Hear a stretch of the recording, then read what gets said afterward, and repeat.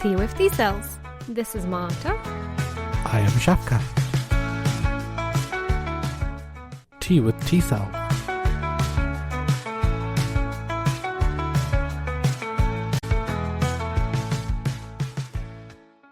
So today's tea fact comes from green tea, and there's a compound in green tea called ECCG, also known as epigallocatechin 3 gallate, which has been found to improve metabolic health through modulating the gut microbiome. So in particular, there was this study done, I think this was in 2024, so just last year. I could be wrong on the date because I've read so many studies that I get them all a bit mixed up. In this study, they gave mice ECCG, and then they also, at the same time, colonized the mice with a specific type of bacteria. And what they found was when you give them both ECCG and that bacteria, so the bacteria was just present in their drinking water, that you got the growth of another specific type of bacteria in the gut of these mice. So this bacteria that grew in their gut was known as Akkermansia muciniphila. Yeah, it is a very popular bacteria, yeah. And it's very closely associated with improved metabolic health. And then these mice were fed high-fat diet or regular diet, and it was found that even the mice who were on the high-fat diet did not put weight on.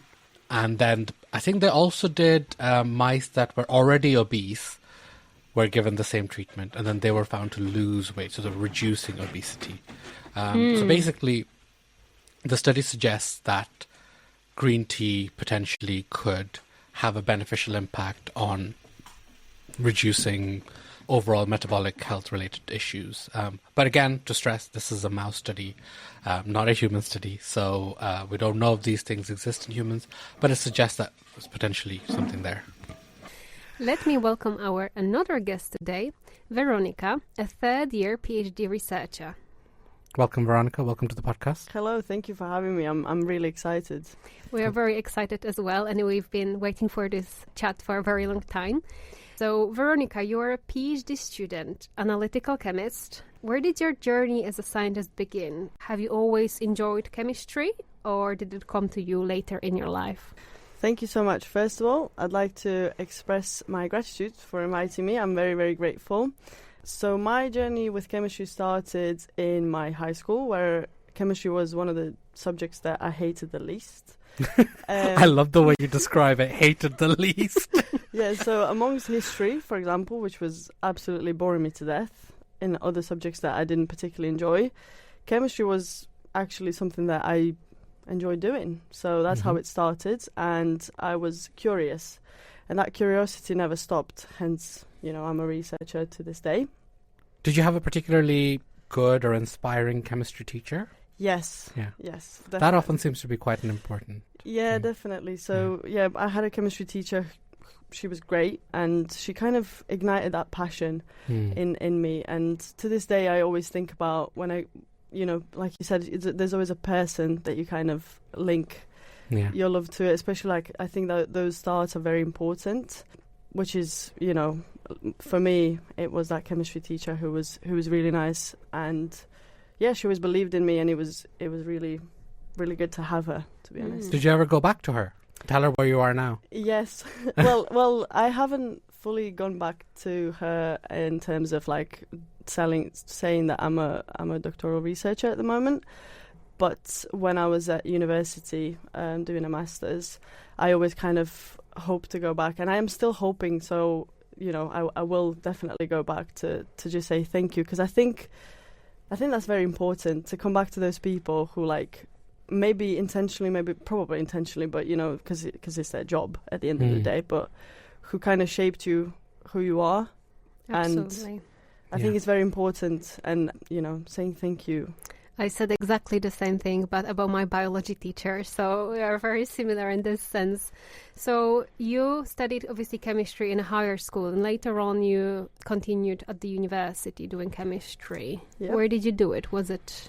So I did my undergrad in Nottingham Trent University, so NTU, and actually how I started there, that's another funny story. It's because where I'm from, there was no chemistry at university level, so I knew I had to go outside my city to study chemistry. I had no idea of what part of chemistry I want to go in. Like I said, I just know the subject itself was interesting to me. So because I had to move out of my city, I thought, well, what's the, what are the opportunities that I can go with here? And there was something in Zagreb, which is the capital of Croatia. And I thought to myself, well, if I'm already moving out, I might as well move out, go big, go further, go big or go home. You know what I mean? Not had a clue what I'm actually doing until I sat on that plane. I came here, and I remember it was quite tough. Like, there was times where, especially when I moved here, it hit me because I was like, oh my God, I'm in another country. Yeah. So did you experience a proper cultural shock? Oh yeah, definitely. Cultural shock was there. I mean, it was shock of just not having, food at home. I have to go shop. Yeah. Then I brought like all this great foods and brought it home, and I was like, I don't have cutlery to eat with. So that was another surprise. I was like, and it's the little things that you realize your mom did for you. Yeah. That you're not grateful for, because it's really interesting you mentioned this, because my wife, she always tells me the story of the first time she had to go out to buy salt.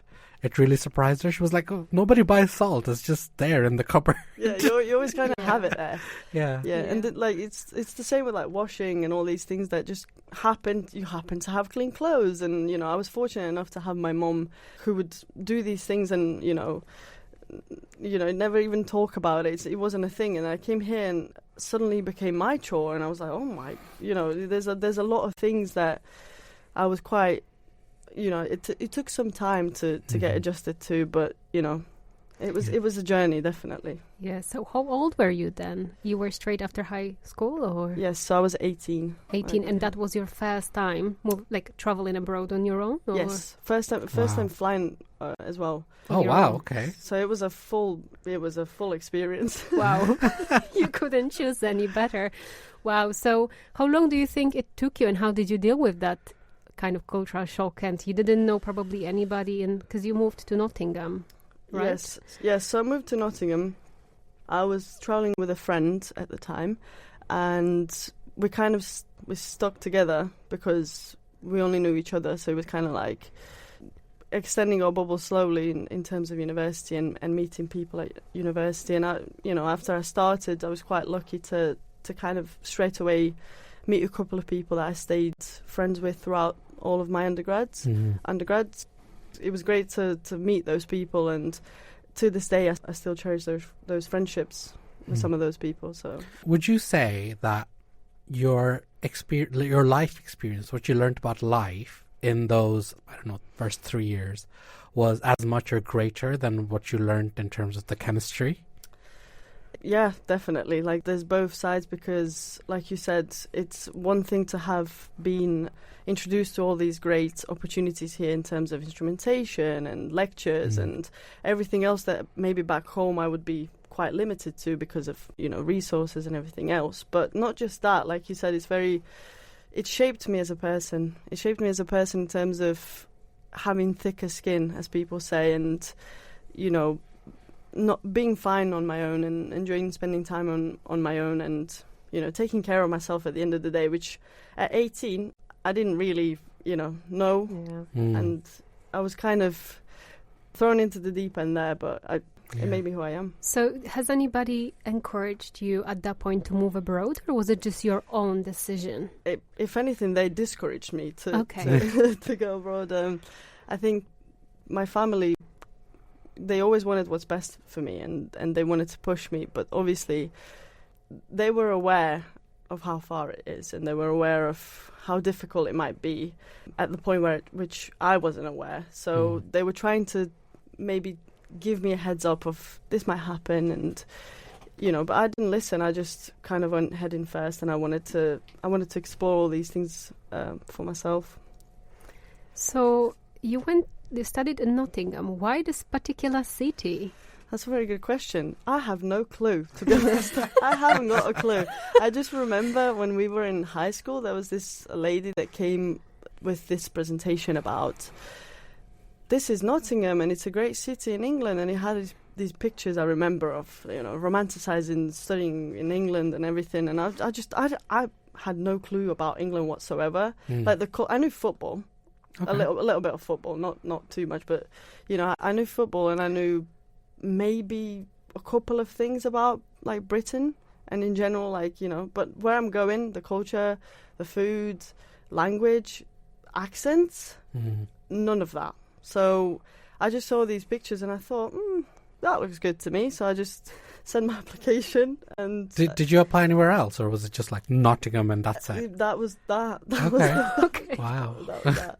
I like the program because once I found out about the university, I looked into their chemistry program, and I looked at all the potential practicals we're going to have, and I thought to myself, there's nothing that similar that I think I could be having, well, definitely not in my city that doesn't have these opportunities in studying chemistry. Yeah, I really liked it, and that's how I enrolled there and started my journey. Wow, that was very straight to the point in this case. So this is the power of actually going and doing the outreach thing, like promoting universities. Yeah, I can't remember what your one was like, Marta, but like for me, I remember I went to open days when I was thinking about where I want to study, and the open day made a big difference because in Dublin, where I did my degree, there was like 3 big universities: the University College Dublin, Trinity College Dublin, and Dublin City University.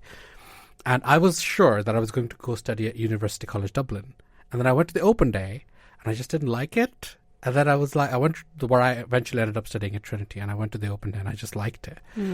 Is it the vibes of university that you kind of made you decide? Yeah, which is so interesting, right? Like how you pick where you study. It's like it's such a personal, and I can't even describe to you what the vibe was. I just felt it. Do you know what I mean? Yeah. It was like signs everywhere, and you just yeah.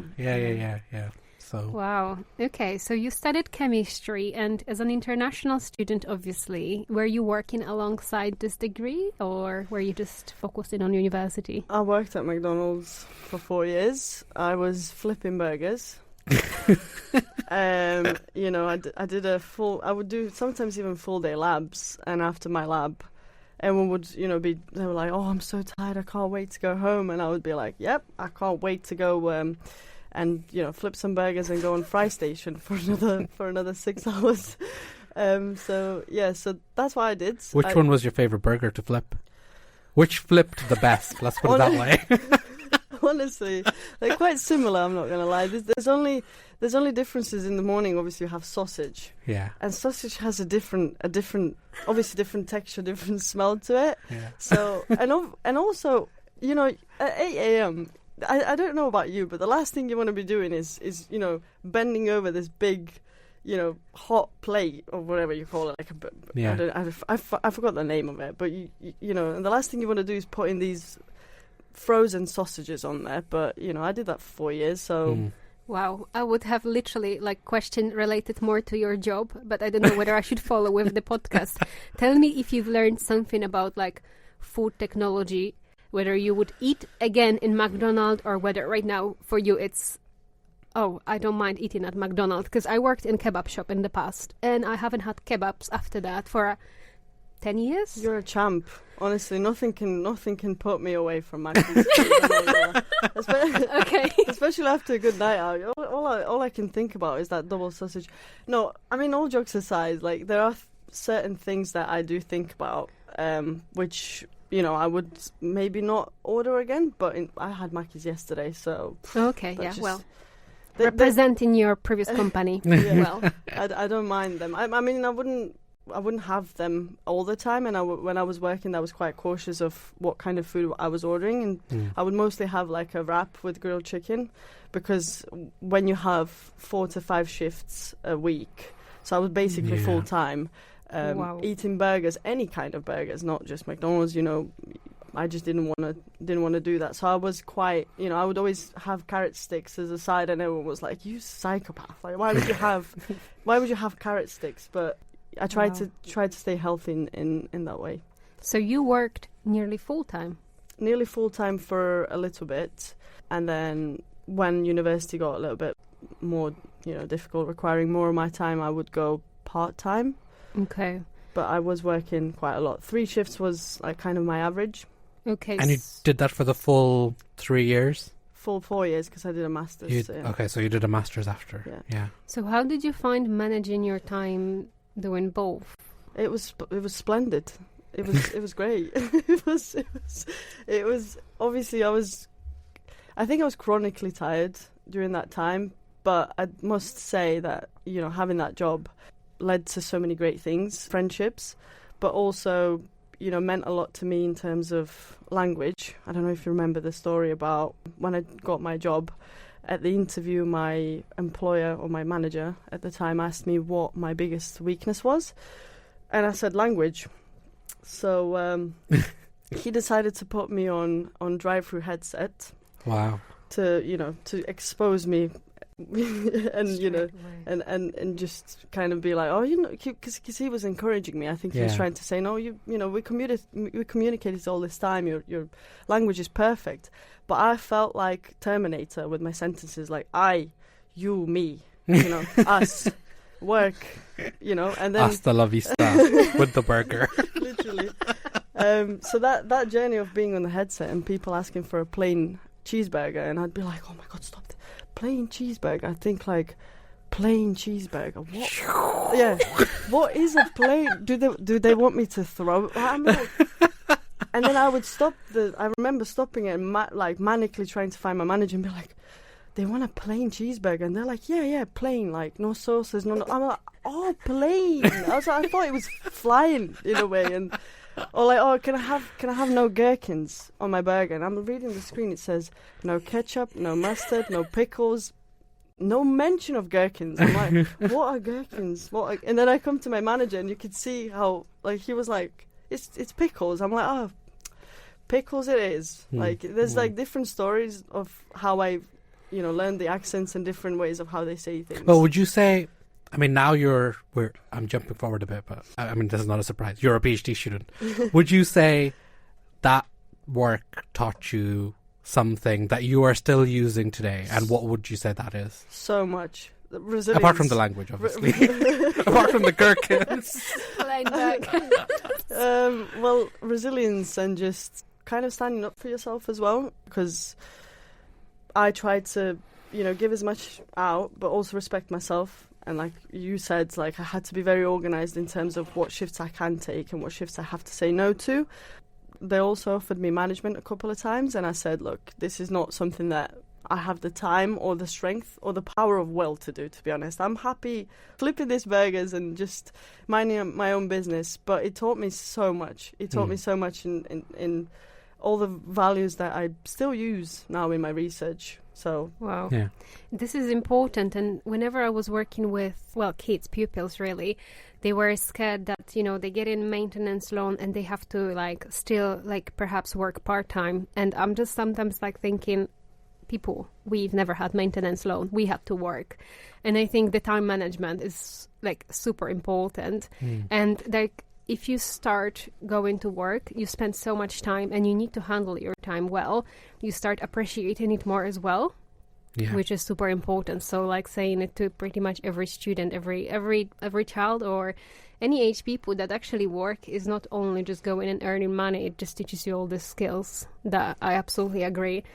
But I wasn't as brave as you to go to customer service because I was just terrified of plain burgers and these kind of errors. I did them anyways, but I worked more. What, really? You don't want cheeseburger thrown at you? No, I was terrified. I had opportunity to work at the cafe when I started uni, but I was too terrified and I just found a job somewhere in the clinic as an admin, which still I made so many stupid things, as you were saying.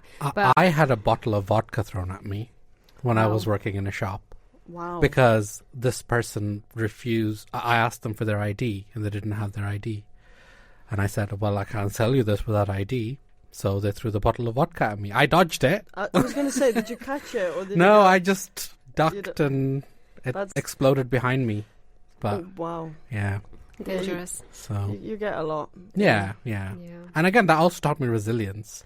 It taught me to say no to people that I'm scared of. Yeah. Because that person came back another time without ID, and I was like, I didn't sell it to the last time without ID. I'm not going to sell it to you this time without ID, and this time I'm not even going to put the vodka bottle in front of you because you're going to throw it at me. So, wow. Yeah. Okay, that's Fool me once. Yeah. Shame on you.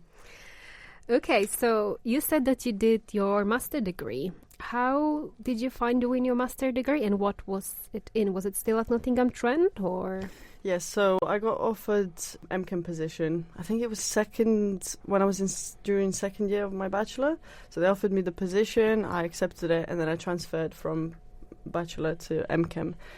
The research was on e-liquids. I was So for e-cigarettes? Yes. Okay.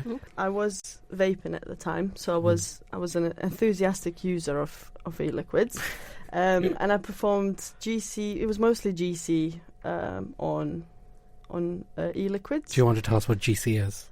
GC is gas chromatography. Yes. Yeah. So it's an analytical technique in which you separate components. So basically I was looking at different parts or different components and molecules that are present in e-liquids, which made me, by the way, stop vaping. So after I've seen all the stuff that's inside, I was like, I don't really want this in my lungs, to be honest. So you're not vaping now? No. Anymore? No, I'm not even smoking. Good. I've stopped completely. The power of research. So you finished your master degree, and obviously we've introduced you. You're doing a PhD right now. How did you end up on this particular PhD, which is a very interesting topic? Yes. So how did it start? That's a very, very good question. Because of the analysis that I did and the research I did during my masters, I was quite intrigued by research, and I almost felt like, although it just gave me a taste, and I wanted more. So I was like, I want to go into more depth on something. I fell in love with analytical chemistry, and it was my favorite chemistry, like throughout, even doing like lab work for different courses. I enjoyed analytical chemistry the most, and then that research gave me a taste, and I was like, I want to find something more. I didn't particularly know which area I would go in, but having done this kind of forensic / it's mostly analytical work on e-liquids, I was looking at PhDs that would be similar to doing that. And I found this advert on using mass spectrometry imaging on counterfeit and forgery. And as soon as I read the title, I was hooked. I was like, this is something that I just want to read more about. And I started... Oh, that's really good to know, because I'm writing a PhD advert right now, so I need a hooking title. Yeah, so it was the title, it was the techniques. So I think one of the first things I did, I emailed DOS to ask specifically what techniques I might be employing if I were to do this PhD and stuff like this.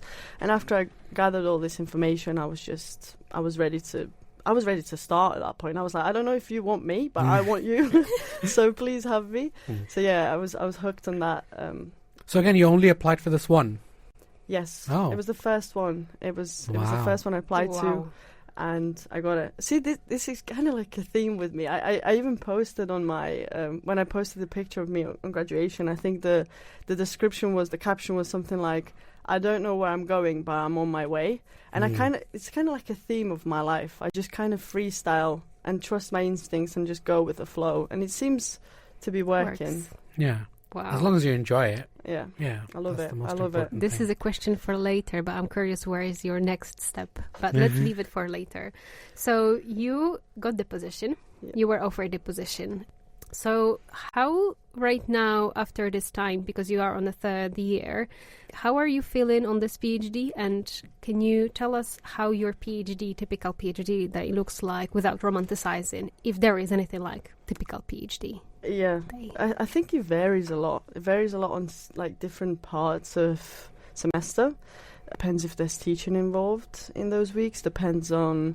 With PhD, it's kind of like, again, you have to be really good at organizing your time and prioritizing things that you know are your priority of that point in your PhD. Saying no to things that, maybe falling beyond something, that you have to be doing at that time. So it varies a lot. There's days where I'm writing, so my day would consist most of writing, so sitting in an office, or there might be days where I'm performing analysis and I spend most of my time in a lab. So for those that are not very familiar with, obviously, analytical chemistry, and I think it includes us, can you tell us briefly more about the project without, obviously, spoiling the topic fully? So my project uses mass spectrometry imaging and profiling. So basically we measure different masses of analytes and we differentiate between different masses, identifying molecules, and then we use that knowledge to analyze inks. For example, I use ballpoint pen inks on like signatures, or we do analysis of counterfeits. So that in that case I do whiskey labels. So whiskey labels, I've seen, this is a big achievement, obviously. You've already published 2 papers. One is on analyzing whiskey labels. Yes. Wonderful. So what did you find there? How did you approach that? So this is the technology and the approach that we're using has already been tested on ballpoint pens. And I was actually doing a casework of real samples, which involved some signatures on a document, and they wanted to find out if the documents were signed simultaneously. Mm-hmm. So I've already had this approach developed and we've performed the analysis. I've published some data on that preparation for that casework. So that's my first publication. And the second publication is on whiskey labels, which is similar technologies. I've just added another spectroscopy technique, and we identify inks on whiskey labels to show if the chemical profile of genuines is, the same as the fakes. It's really interesting to me that you're looking at the labels of the whiskey rather than the whiskey itself. Yes. So why that? So because, whiskeys are quite expensive.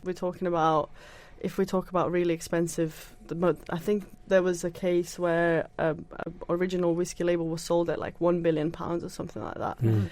In order to analyze the actual content of the whiskey, you have to open it, right? Extract the liquid, then you can perform various different analytical techniques on the liquid itself.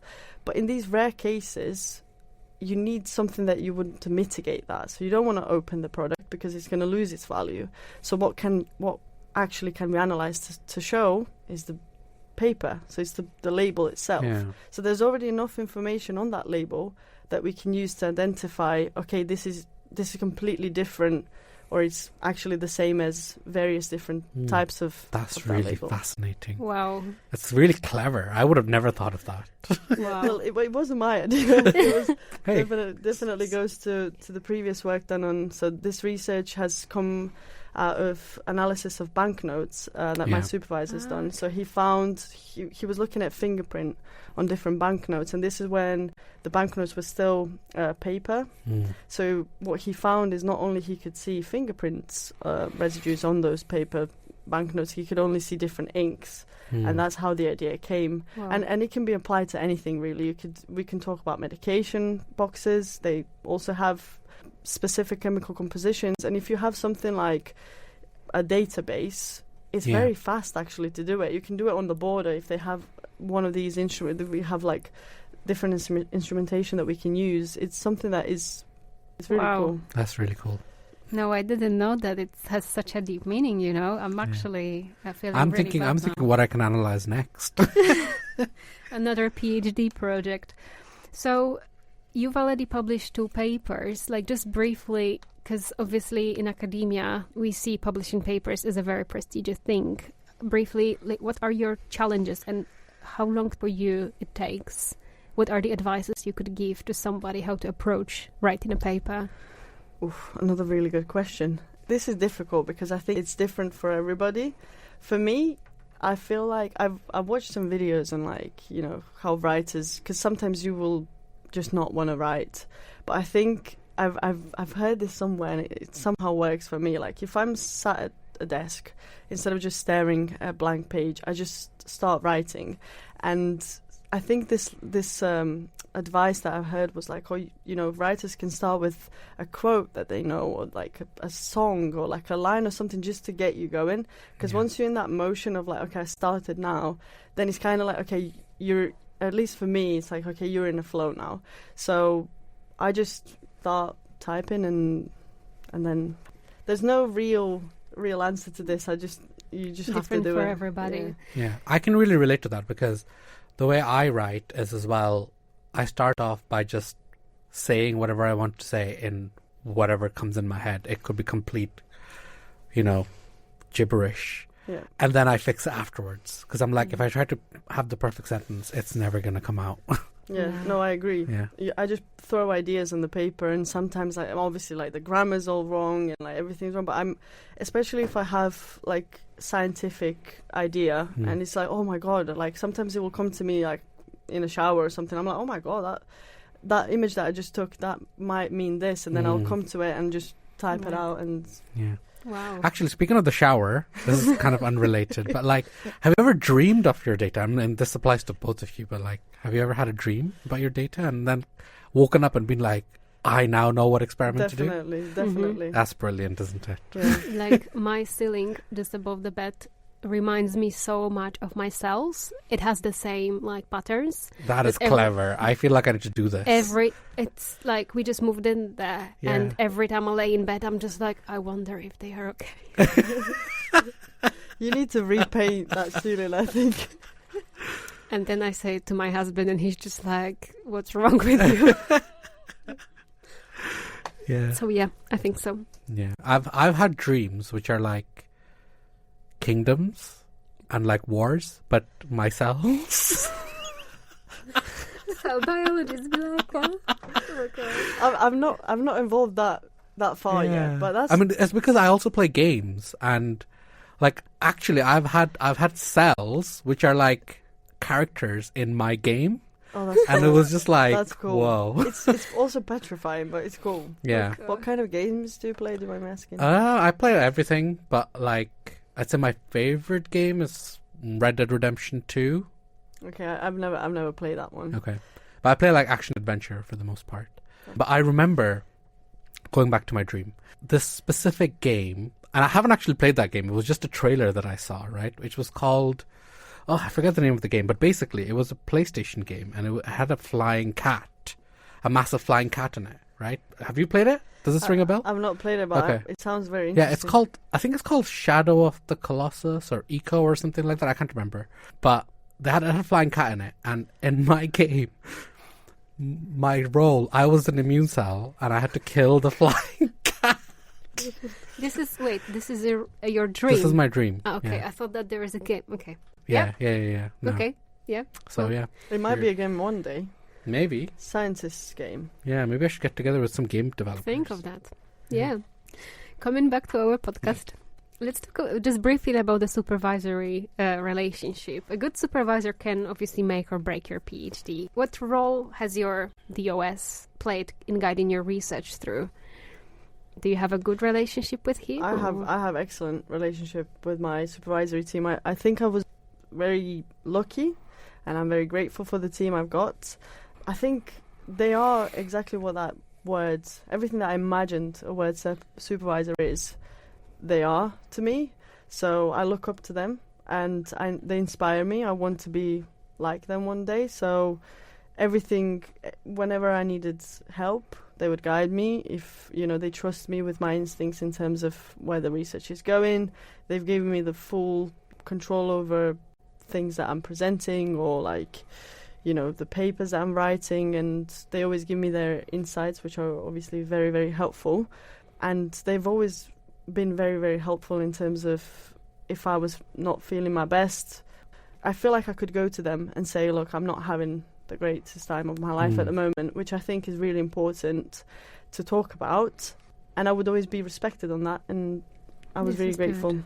Yeah. So do you think that in the future, if you ever decided to have your own PhD students, would you have similar relationship, or would you change it and do it differently? I think I would want to be like that, to be honest. I think that's a pretty good position to be in, and pretty good way to be to your students in terms of being, supportive, but also not being too demanding, and also allowing the student to drive the PhD, because it's your PhD. That's really wise, because I feel like I'm only just starting to learn now, about how every student has different needs, and you can't really have like, I want to be this kind of a supervisor. It's more like, my student needs me to be this kind of a supervisor, and then you try to be that as best as you can.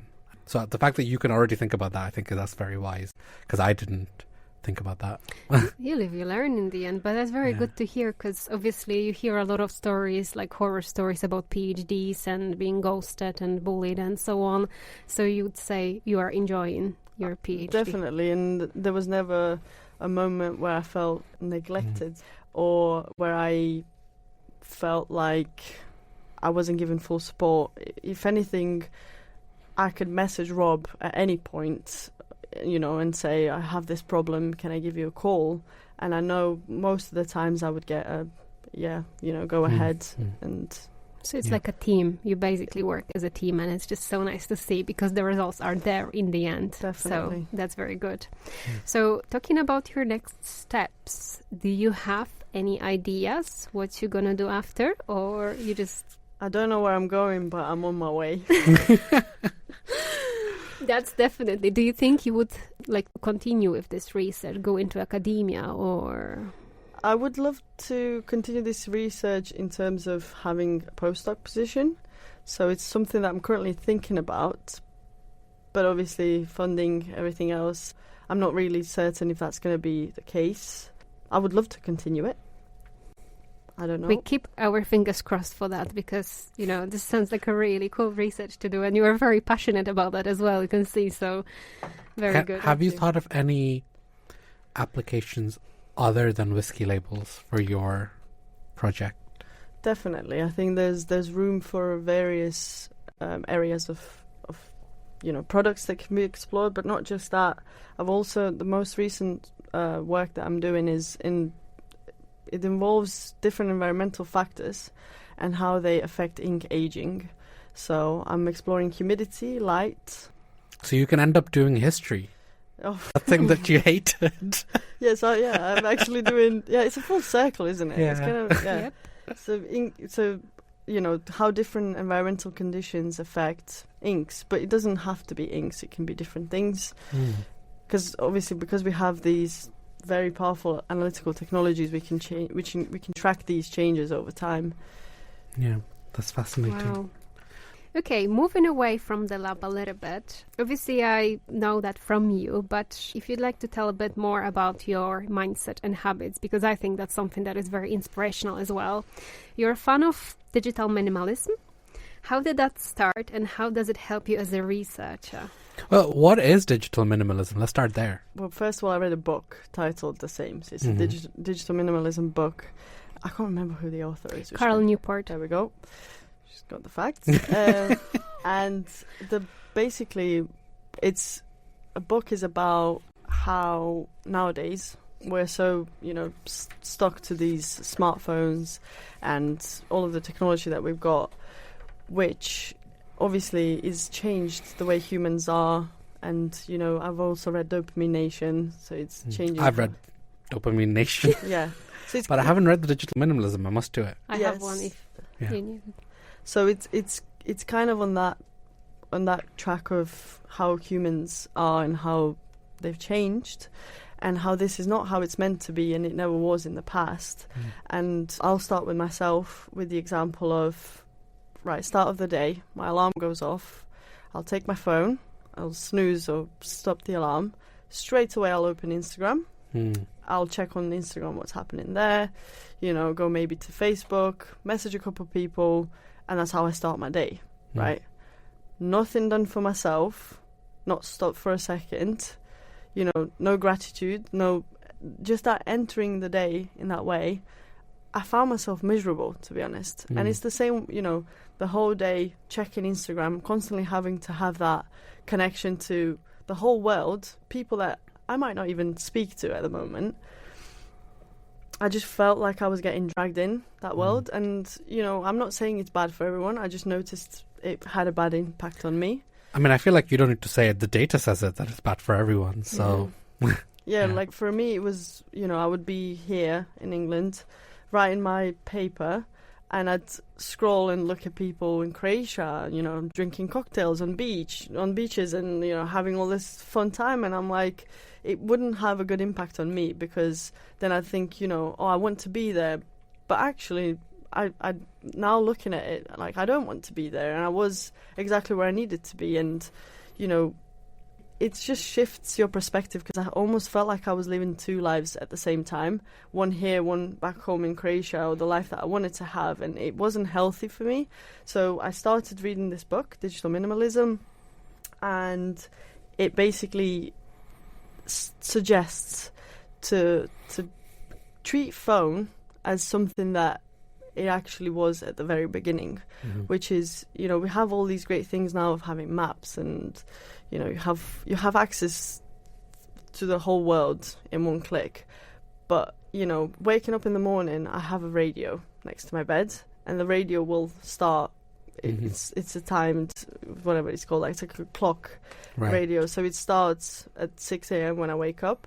And I wake up to radio, and you should see the surprise on people when they come over, like friends when they stay over, and they're like, you wake up to radio? I'm like, yeah, because I don't want to be scrolling first thing in the morning. So I leave the phone. If I wasn't in a studio, I'd leave it in a different room, but I've got bathroom, and that's it. It's my room and bathroom. But you know what I mean? I leave it. I try to separate from the phone and start my day in a different way, and then treat the phone as, kind of, I can't lie and say, I don't go on Instagram.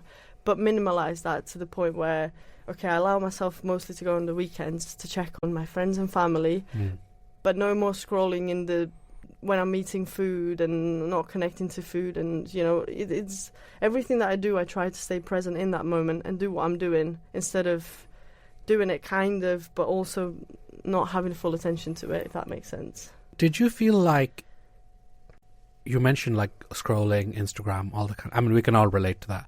Did you feel like it got in the way of your research, of your PhD? And then, more importantly, do you feel like once you entered this minimalist phase, something changed, that you were more productive or Definitely, more? Yeah. It was mostly like also sleeping as well for me, because I wouldn't go to bed because I never got addicted to TikTok. I don't know if it's because I'm too old for TikTok or something. I mean, I don't know. I never got into that TikTok area, how most people are, but Instagram was a big one for me. And I would stay and scroll. And then it would be like, oh my God, it's so late and I have to wake up the next day. And then obviously it would affect my productivity and how I felt in the morning. And then again, like, you wake up and you just continue where you left off last night. And you're looking at all these people, and I was not particularly happy with myself, and I decided this is where I need to stop. I mean, I'm not taking it as far as the author of that book, who said, we need to be bored more. Like, people are not bored nowadays, and I think he took a couple of examples where he purposely did things to make himself bored. For example, he called Apple service, and I think he waited, God knows how long he waited, doing nothing. So he's just listening to the silly music they got going on in the background. I mean, I love call waiting music. No. I've actually, after this podcast, I've got a specific one that I love, and I'll make you listen to it. It's the best. Do you do your own beats to it? Because sometimes if they don't have if they don't have the music, I tried to rap in it or something. I'm like, and then it's always the fear of getting caught. Because if they answer, they're going to hear me like, yo, yo, yo.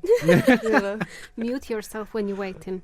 Oh, see. I do that because I sing and I do random stuff. Yeah. He also read terms and conditions of different things, read every word of it. And stuff that is boring. I know, and it is essentially I think of previous times, and I had moments when I was younger. We would just do nothing, and there was nothingness in my day, and I'd be fine with it. Now, if I've got a telly on, I've got my phone, I got a laptop's turned on. There's so many different ways that my brain's getting stimulated that I can't be right after that hour or 2 hours or 3 hours. I'm like, Yeah, absolutely. that's very true. I can absolutely relate. Yeah, absolutely. 100%. And have you ever thought of deleting Instagram or social media? I have deleted it in the past. I currently have. I haven't got it on my phone as an app. I go on Safari, which it's making it a little bit harder for me Yeah. to get on it. It's the little things like that I've set in place for me to try and not really rely on it and not really go on it as much as I used to. And it's helping. It's definitely helping. I can totally relate. I mean, Marcia knows this, but I've quit all social media. It's been almost 2 years, I think, now. So I don't go on any of it. The only one that I have an account for is Facebook, because I go on Marketplace to get great deals. But apart from that, So you've also been living digital yeah, minimalism. without reading the book. But Without reading But the book. I've not Yeah. had apps on my phone since I started writing my undergrad dissertation. A game changer. And this is later, what my home screen looks like. I know Wow. that Jordan did the same. Yeah, Yeah, I it's, was Wow. it's good. It works. You're on a different level. You should be telling me about like, this. but Jordan literally, he's done the same. He blocks his WhatsApp for days, and he can open it only when he's on the train to work and back. And he even bought himself a lockbox for the phone. And obviously, he keeps the phone during the day there. And then he's like, "Baby, can I use your phone to have a look at what my dad said because I can't do my work right now?" And I'm like, "Well, okay." And that's the box that he can't open until certain time. So it is, I you have a- are I have talking a to box. right people. I have a box as well. Absolutely. A lockbox, and the box works. It works. And I'm literally on the edge of, shall I delete? Because the only social media I have is Instagram. I don't have Facebook or anything. I've deleted that. And shall I delete Instagram? But then I have some friends there that I can talk to whilst they don't have WhatsApp. And I'm like, Yeah, I think argues that with me. there are great things about like Facebook, like Marketplace. Yeah. There are, like Messenger. I talk to my family almost every day, video calling and stuff. And there are things that I think are great, but there are things that are dangerous, like scrolling through Yeah. these videos that are like filled with everything that you want. It listens to you. It's Yeah. got algorithm. It literally is made to get you hooked, Yeah. and it's like an addiction. You know what I mean? And for me personally, I don't particularly want to do that with my day. And sometimes, you know, I am only human, and I fall under these, and I do spend my time in the day doing these things, but I try to avoid it because there are so many other things that I can be doing, and I try to be doing that are making me a better person. And at the end of the day, that's what I want to be spending my time on. See, I can remember, I know I'm older than you guys, so I can remember a time when there was no social media. And I do remember that time as well. And I remember being bored. And I had great ideas when I was bored. And I need to be more bored. And that's why I've... Definitely, Yeah, so started bored. going away. I remember when we got one of the first apps, we got MSN or Messenger, whatever it was called. It used to be this app that we had downloaded on the PC. Yeah. Home PC, and bearing in mind the PC was the only station where you could get connected to the internet. So me and my brothers had to have almost like a schedule: who's going, at what time we're going, because we were mostly playing games. So it was, "Oh, you spent 2 hours yesterday. I have to go on it today," and it's like ridiculous when you think of those times. And now you can literally do whatever you want. You can play 3 games at the same time: PlayStation, laptop, and your phone. Yeah. Absolutely. Yeah. Yeah. Absolutely. Times I have have a book for you in this case. I can bring it and we can have it for... I mean, I would give you, but this is my favorite book. Carl Newport as well, Indestructible. He was talking there about this like logbox, and you know, you're doing a lot of things from this book anyways, but this is such a great I feel like I need both of these books. Yes. You would love it because you literally are living it from the trying. the look Yeah. at your phone. And how did you get this idea to like delete all of that with your phone? For me, it was evidence. So I read some papers which literally spoke about the things that it does to your brain. And I was like, hell no, I'm not doing this to my brain. And yeah, so that's why I've stopped So it. that's very interesting because you as a scientist, you saw reports, you saw scientific work that showed you like, okay, this is what it's doing to brain and to other people. But I feel like, for example, for me, it was evidence in, you know, myself, and then reading this book that I was like, yeah, it makes sense. And I think for different people, it's different ways of finding out. Yeah. But it's just, for me, it's amazing that you're kind of living this life already. You kind of live in this life already without reading the book, to be honest. Because Yeah, I mean, I guess I went to the source. You Yeah. know, I'm guessing the book refers to the papers that Yeah. I've read, Yeah, so probably. I won't be surprised by it. But actually, this is a great conversation, I think, for students, particularly undergraduate students, who I constantly try to encourage and warn, because a lot of them have never lived a life which doesn't have social media. you know. So I try to encourage and warn them about the things that it's doing to their brain. I don't know how useful it is, but it's good that there's three of us here that clearly relate to all of this, you know. So hopefully our audience can also see that. Definitely. Another thing that we can talk to people about is your interest in Wim Hof. Wim Hof. I know. Finally. Can you tell us Iceman. a bit more about who Wim Hof is and what is his technique about? Because obviously we're talking about the certain method. Yes. So Wim Hof, or how I do Wim Hof breathing techniques. So it's basically it's a specific pattern of breathing that is proven scientifically to have different impacts on various human parts. And I was quite into mindfulness. I read quite a lot of mindfulness books. I believe it was mentioned in one of the books or something, and I was curious to find out more about it. And I found there's videos online, and I gave it a go. I've done the technique, and I realized it helped me a lot to kind of feel awake and feel present. So it was something that was kind of like an idea. Okay, so can you briefly describe what it is? How do you do it? So you take 20 very deep breaths in and out in your own rhythm, and after the 20 you can take 20-30 breaths. It doesn't really matter. And after 30 breaths you exhale, and you kind of just hold for 30 seconds up to a minute, and then after that you repeat that. So you have like, I do 3 or 4 different sets, and it's done wonders to me in terms of, I'm quite anxious as a person, and it would help me just center myself. And if I'm feeling angry, or if I'm feeling some emotion that I feel is starting to overtake me, I will sit down and I'll be like, okay, I'll do a Wim Hof. And it's a great way to start the day as well. So if you do it, and I think Wim Hof always says, it's always good to do it on the empty stomach. So it's a good way to start your day. Where I found it particularly interesting is I have a grandpa who's suffering from Parkinson's disease, and I also read Wim Hof's book. And in the book he says how he's got all these great implementations on different diseases and how it can potentially help. I don't think there's scientific evidence. There are some evidences of it having potential to help, but I read it and I was curious. So my grandpa's Parkinson's disease has developed.